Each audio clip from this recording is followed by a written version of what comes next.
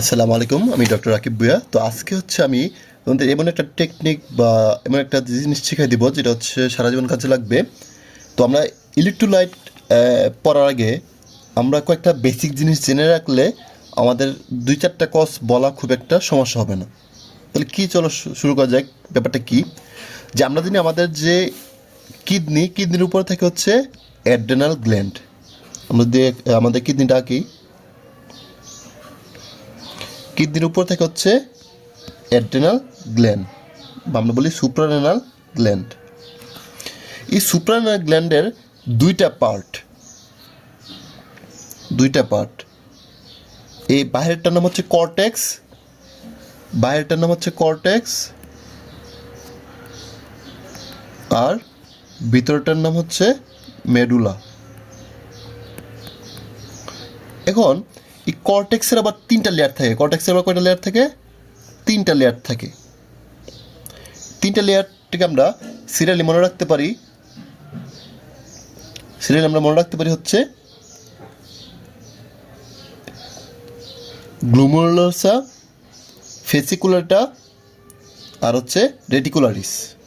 আমরা এভাবে মনে রাখতে পারি, ঠিক আছে? এখন এর মধ্যে দেখো সবচেয়ে বাইরে যেটা, সেটা হচ্ছে গ্লোমেরুলাসা। এই গ্লোমেরুলাসা থেকে আসে হচ্ছে এলডোস্টেরন। কোন হরমোনটা আসে? এলডোস্টেরন হরমোনটা আসে। তারপর হচ্ছে ফেসিকুলারটা, যেখান থেকে আসে কর্টিসল।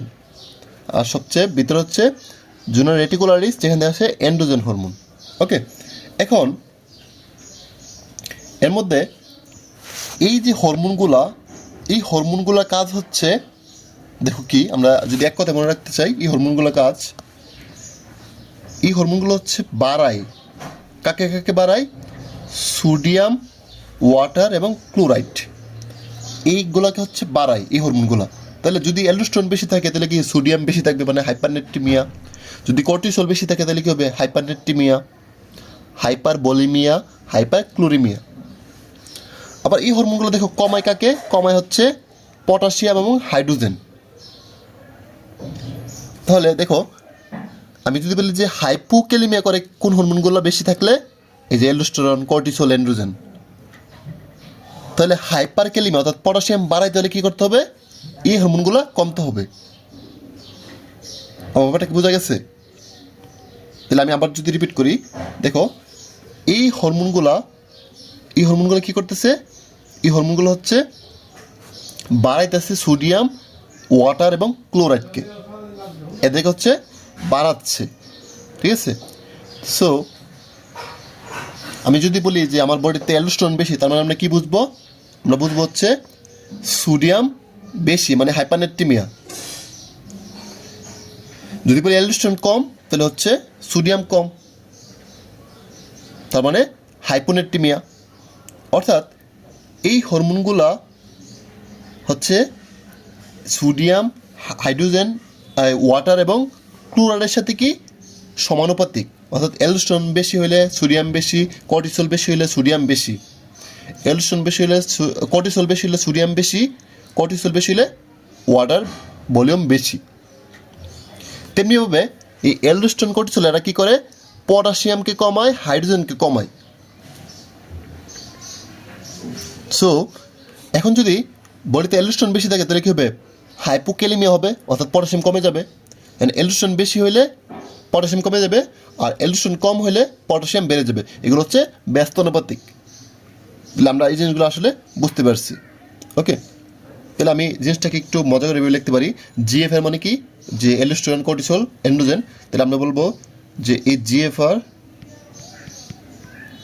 হচ্ছে সমানুপাতিক কি? সোডিয়াম, ওয়াটার এবং ক্লোরাইড। তাহলে এই যে অ্যালডোস্টেরন, কর্টিসল, এন্ড্রোজেন এগুলো যদি বাড়ে, সোডিয়াম বাড়বে, পানি বাড়বে, ক্লোরাইড বাড়বে। আর এগুলো হচ্ছে পটাশিয়াম এবং হাইড্রোজেন হচ্ছে ব্যস্তানুপাতিক।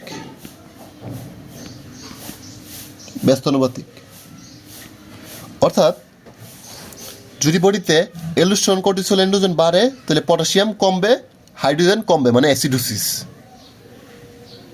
আর যদি জিএফআর এগুলো কমে তাহলে পটাশিয়াম বাড়বে মানে হাইপারক্যালেমিয়া, হাইড্রোজেন বাড়বে অ্যালকালোসিস। আশা করি এখন তোমাদের সমস্যা হবে না। তাহলে দেখো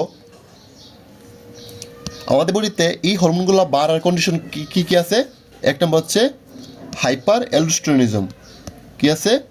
হাইপার অ্যালডোস্টেরনিজম। তাহলে হাইপার অ্যালডোস্টেরনিজমে কী হয়?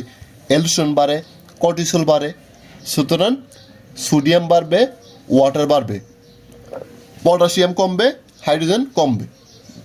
তাহলে আমি যদি বলি যে হাইপার অ্যালডোস্টেরনিজমের কজ কী কী করে? হাইপারনেট্রিমিয়া করে, হাইপার বলিমিয়া করে, হাইপার ক্লোরিমিয়া করে।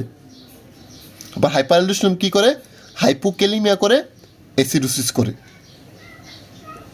ওকে, তারপর আসো কুন সিনড্রোম। কুন সিনড্রোমে কী হয়? দেখো অ্যালডোস্টেরন বেড়ে যায়, সো এটা কী করবে? সোডিয়ামকে বাড়াবে, ভলিউম বাড়াবে, ওয়াটার ভলিউম বাড়াবে। তারপর আসে কুশিং সিনড্রোম। কুশিং সিনড্রোমে কী হয়? কুশিং সিনড্রোমে এই যে অ্যালডোস্টেরন এবং কর্টিসল বডিতে কী হয়ে যায়? বেড়ে যায়, এন্ড্রোজেন বেড়ে যায়। সো এটা কী করবে? সোডিয়ামকে বাড়াবে, ওয়াটারকে বাড়াবে, ক্লোরিন বাড়াবে, আর পটাশিয়ামকে কমাবে, হাইড্রোজেনকে কমাবে। তাহলে দেখবা আমি যদি বলি যে হাইপোক্যালিমিয়ার কজ কি? হাইপারক্যালিমিয়ার কজ কি? Cushing syndrome. আবার যদি বলি যে হাইপারনেট্রিমিয়ার কজ কি? দেখবা কুশিং সিনড্রোম। তারপর এই হরমোনগুলো কমে কোথায় কোথায়? দেখো অ্যাড্রেনালেক্টমি অর্থাৎ অ্যাড্রেনাল গ্ল্যান্ড যদি কোনো কারণে কেটে ফেলে দেয় তাহলে কী হবে? হরমোনগুলো কমে যাবে, ফলে হাইপারক্যালিমিয়া হবে, অ্যাসিডোসিস অ্যালকালোসিস হবে। তারপর হচ্ছে হাইপো অ্যালডোস্টেরনিজম, যেখানে অ্যালডোস্টেরন কমে যায়। তবে adrenal insufficiency, Addison disease, Addisonian crisis, এগুলোতে কী হয়? এগুলোতে হচ্ছে আমাদের যে জিএফআর যে হরমোনগুলো অর্থাৎ অ্যালডোস্টেরন, কর্টিসল, এন্ড্রোজেন এগুলো কী হয়ে যায়? কমে যায়। ফলে যেহেতু এই হরমোনগুলো কমে গেছে তাহলে এরা যাকে কমাইতো পটাশিয়াম এবং হাইড্রোজেন তারা বেড়ে যাবে, অর্থাৎ হাইপারক্যালেমিয়া হবে, অ্যালকালোসিস হবে। আবার যদি বলি যে এই হরমোনগুলা যে হাইপার অ্যালডোস্টেরনিজম, কুন সিনড্রোম, তারপর হচ্ছে কুশিং সিনড্রোম, এগুলো কী করে? এগুলোতে হচ্ছে এই অ্যালডোস্টেরন এবং কর্টিসল কী হয়ে যায়? বেড়ে যায়, ফলে হাইপারনেট্রিমি হবে। এই যে এগুলো বেড়ে যাবে, তাই না? যেহেতু এগুলো হচ্ছে প্রপোর্শনাল, কিন্তু এগুলো হচ্ছে কী হয়ে যাবে? কমে যাবে, অর্থাৎ হাইপোক্যালেমিয়া হবে, অ্যাসিডোসিস হবে। তাহলে আমরা এই কয়েকটা কথা যদি মনে রাখি আশা করি আমাদের এই ইলেকট্রোলাইটের 2-4টা কজ বলতে আমাদের খুব একটা সমস্যা হবে না। তো সবাইকে অনেক ধন্যবাদ ভিডিও দেখার জন্য। আসসালামু আলাইকুম।